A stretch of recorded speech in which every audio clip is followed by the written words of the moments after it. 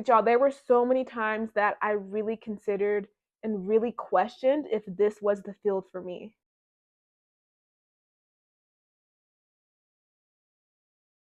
Welcome back to another video. If you are new here, my name is Jazz. Welcome to my channel where I talk about all things locks, fitness, and as of today, business and entrepreneurship, which brings me right to the topic of this video, my journey as a personal trainer. So as you saw from the title of this video, as of 2 weeks ago, have officially quit my full-time job, which has been my goal for many, many years. And today, I just wanted to talk about what that journey has looked like for me. My goal since 2017 has been to be a full-time personal trainer, running my own business in the fitness industry. And after a very long and hard and frustrating journey, I'm finally here, y'all. I quit my 9 to 5.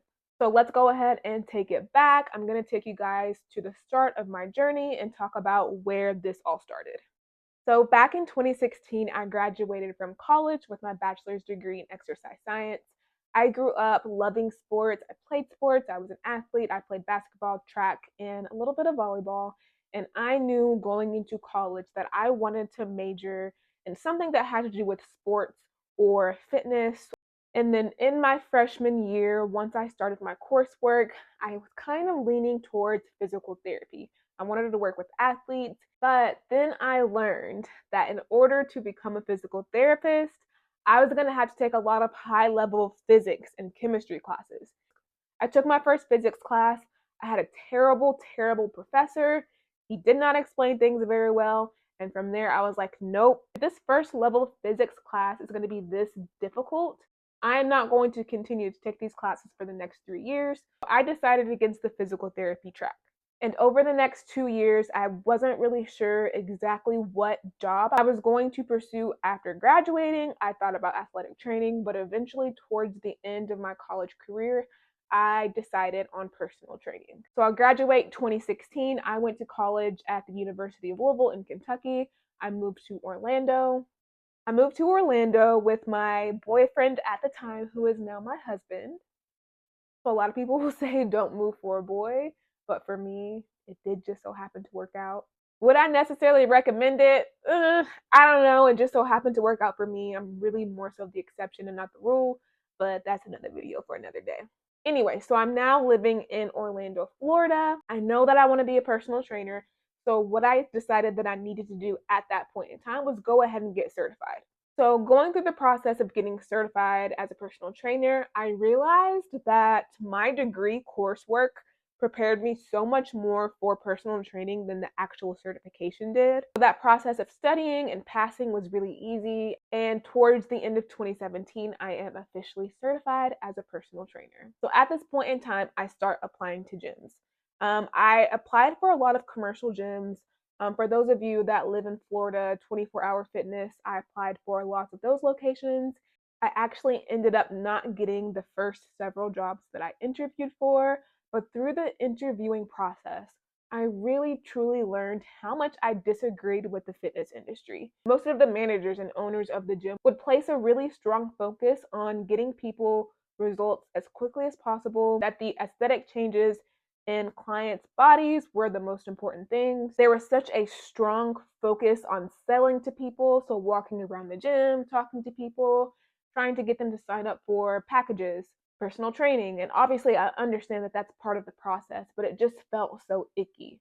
So, this is when I really started to notice that there were just so many things about the fitness industry that I did not agree with at all. I remember interviewing at a gym, and the manager asked me, like, what population I wanted to work with, what got me into wanting to train. And I remember I was explaining to him that I really, really wanted to work with women to help them get into lifting, really help end the stigma against women lifting and getting strong and getting in the gym. And I remember I felt so defeated because his response was like, why would you do that? Why would you only focus on women? You know, if you don't train men, then you're losing a whole other half of the population. And he was basically telling me that I was never going to be successful focusing on women. He kept trying to convince me that I was going to cost myself clients by having the mindset that I wanted to focus on working with women. That is just so funny because fast forward to now, a huge majority, like 95% of my clients are women. I work with almost exclusively women. I only have one male client, and the huge majority of the women that I work with are new to the gym. So to me, I just feel like that is so like funny and full circle because I really stuck to my guns. And even though he told me that I wasn't going to be successful, that is exactly the reason why I believe that I did become successful. So I didn't get those jobs. I also applied to 45 Fitness, I think it's called 45 Fitness. I think that's a pretty like successful chain. But I did interview with a couple locations and I got turned down twice. I actually interviewed with the same woman twice, and it's crazy because I don't know if she remembered me.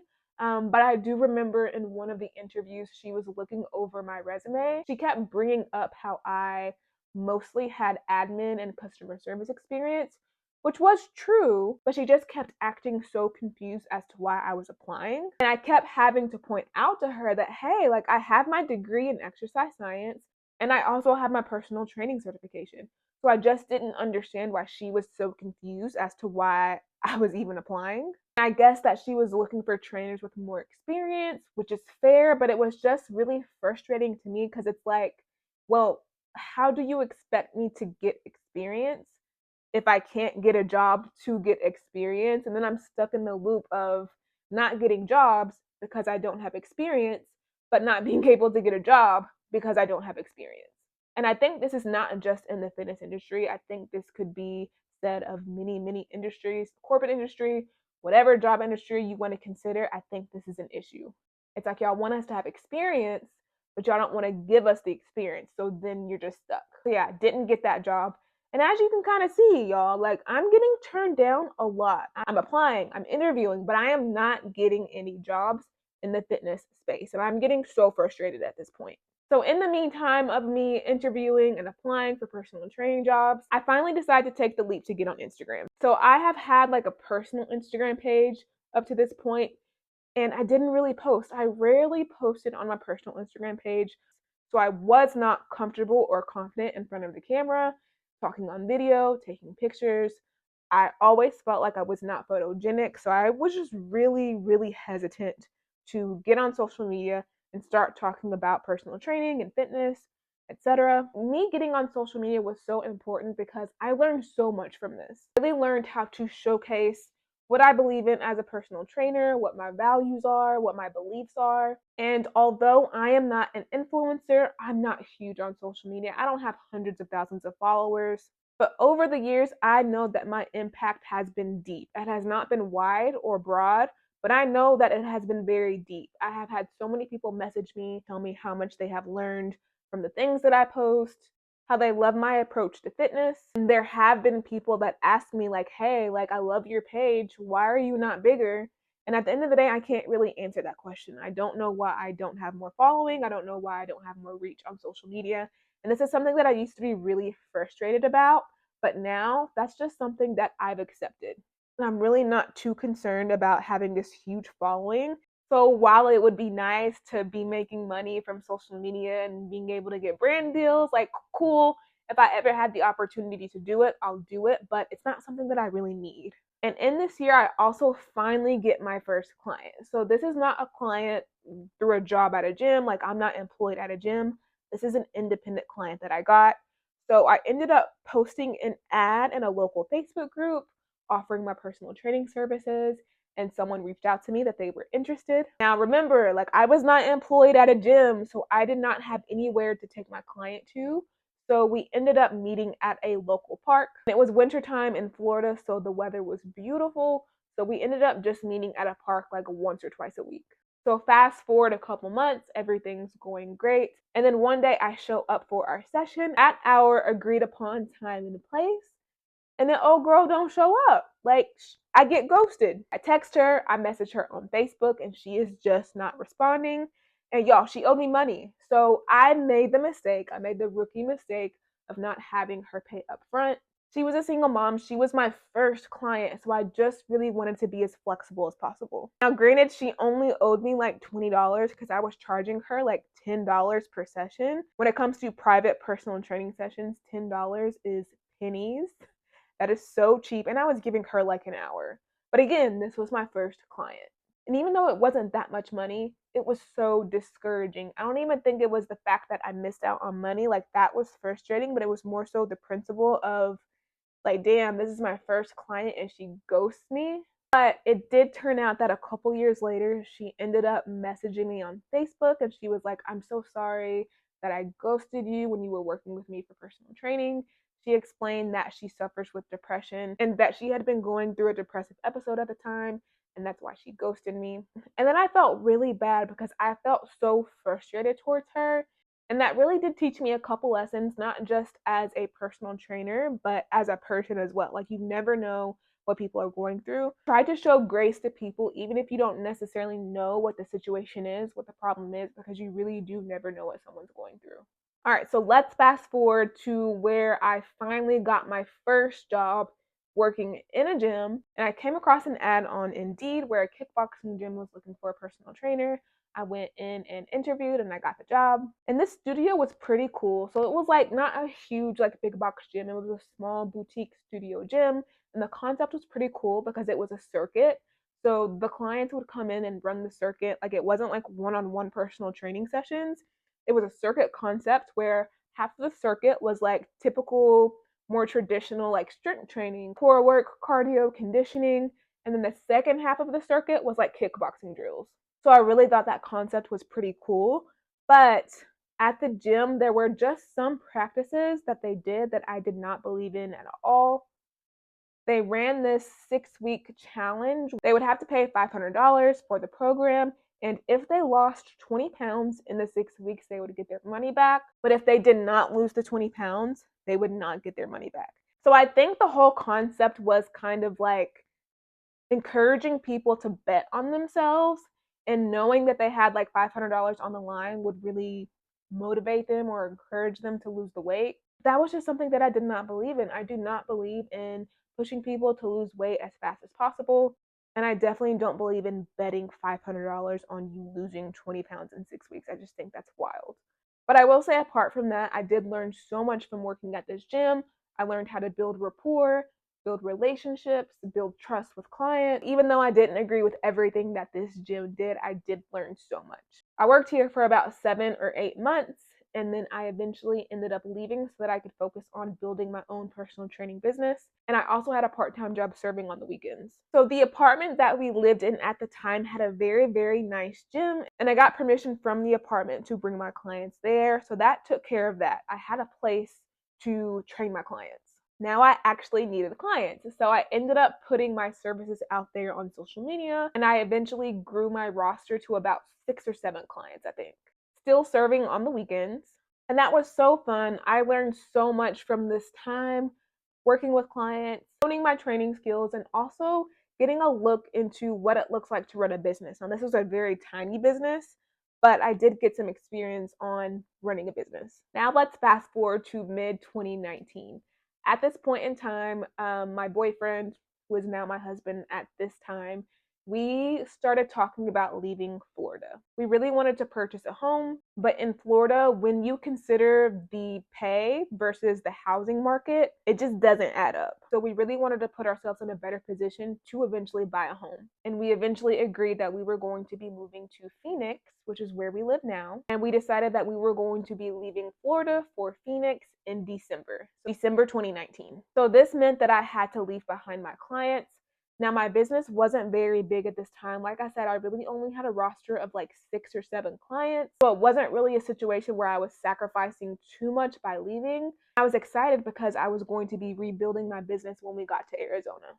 Now, remember, y'all, what is the year? End of 2019. And what's about to happen in 2020? Keep that in mind. So we get to Arizona, December 2019.